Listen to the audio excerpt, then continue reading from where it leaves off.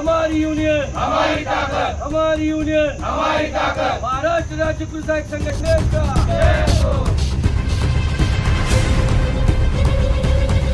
विविध प्रलंबित मागण्यांसंदर्भात महाराष्ट्र राज्य कृषी सहाय्यक संघटनेच्या वतीने तालुका कृषी कार्यालयाचे काम बंद आंदोलन करण्यात आले आहे। गेल्या 8 दिवसांपासून राज्यव्यापी सुरू असलेल्या आंदोलनाकडे लक्ष देऊन शासनाने मागण्या पूर्ण कराव्यात अशी मागणी आंदोलनकर्त्यांनी केली आहे। यात सहाय्यक कृषी अधिकारी पदनाम करण्यात यावं, ऑनलाईन कामासाठी नवनवीन ॲप असलेले मोबाईल, टॅब व लॅपटॉप उपलब्ध करून द्यावा, कृषी सेवकांचा कालावधी रद्द करून थेट सहाय्यक कृषी अधिकारी करावा यांसह विविध मागण्यांसंदर्भात महाराष्ट्र राज्य कृषी सहाय्यक संघटनेच्या वतीने काम बंद आंदोलन करण्यात आलं आहे। महाराष्ट्र राज्य कृषी सहाय्यक संघटना धुळे तालुका अध्यक्ष गेल्या 8-10 दिवसापासून म्हणजे दिनांक 5 मे 2025 पासून आम्ही महाराष्ट्र राज्य कृषी सहाय्यक संघटनेने राज्यव्यापी म्हणजे राज्यभर या आंदोलन उभारलेलं आहे।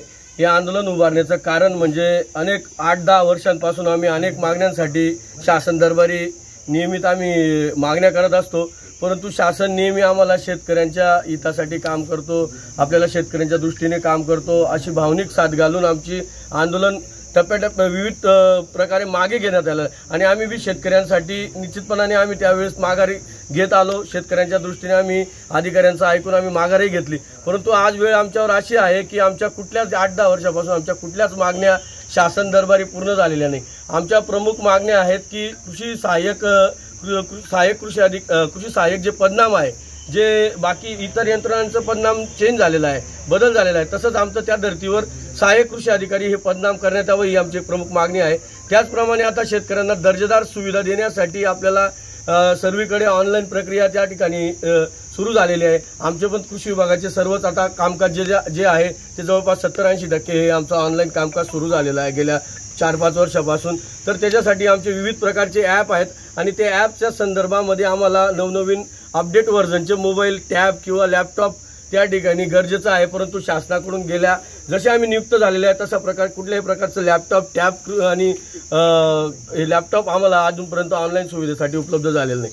त्याचप्रमाणे कृषी सेवकांचा जो कालावधी आहे तो रद्द करून सरळ कृषी सेवकांचा कालावधी रद्द करून डायरेक्ट कृषी सहाय्यक म्हणून त्या ठिकाणी झालं पाहिजे ही एक आमची प्रमुख त्या ठिकाणी मागणी आहे। त्याच्यानंतर ग्राम स्तरावर इतर यंत्रणा काम करतात, ग्रामविकास महसूल असेल, आरोग्य असेल, यांना प्रत्येकाला त्या ठिकाणी शासनाने मदतनीस त्या ठिकाणी दिलेला आहे, परंतु एक देशाचा अर्थव्यवस्थेचा कणा असलेला कृषी विभाग आणि या महाराष्ट्र शासन कृषी विभागाचा कणा असलेला कृषी सहाय्यक, या कृषी सहाय्यकाला शेतकऱ्यांना मदतीसाठी कुठेही त्या ठिकाणी मदतनीस किंवा आम्हाला कार्यालय देखील त्या ठिकाणी उपलब्ध नाही। आम्हाला सगळं आमच्या स्वतःलाच आम्हाला आमच्या कार्यक्रमांचे फोटो त्या ठिकाणी घ्यावे लागतात, आम्हाला आमच्या नोंदी घ्याव्या लागतात, आम्हाला शेतकऱ्यांना त्या ठिकाणी कम्युनिकेट करावं लागतं, शेतकऱ्यांना मार्गदर्शन देखील करावं लागतं। निश्चितपणाने आम्ही शेतकऱ्यांच्या हितासाठी अहोरात्र प्रयत्न करणार आहोत, पण निश्चितपणाने आमच्या शासनाने मागण्या देखील मान्य केल्या पाहिजे ही आमची त्या ठिकाणी आपल्यामार्फत विनंती आहे।